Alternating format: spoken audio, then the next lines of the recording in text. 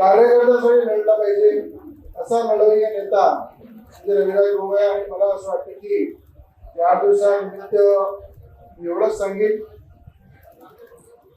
की मी जे भाग्य बोलतो ते नेहमी सत्य होत असते.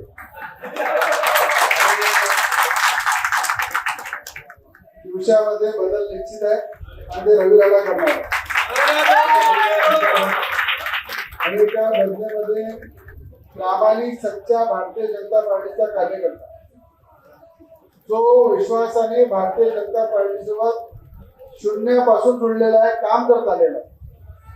आणि मला माहीत आहे की दिवसा मतदारसंघाचे आमदार रविराज भाऊच होते त्यावेळेस त्याची तिकीट कापण्याचं काम सुद्धा निघलं.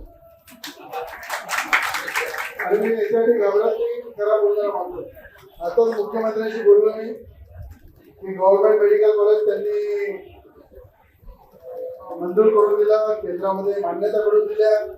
त्याबद्दल मुख्यमंत्री महोदयांचे मी आणि नवनीतरावांनी आता 25 मिनिटं आधी स्वतः बोलून त्यांचे आभार व्यक्त केले की अमरावती जिल्ह्याला गव्हर्नमेंट मेडिकल कॉलेजला मान्यता रविराज भाऊ देशमुख यांच्या वाढदिवसानिमित्त दिली. त्याबद्दल मुख्यमंत्र्यांचे मनापासून धन्यवाद.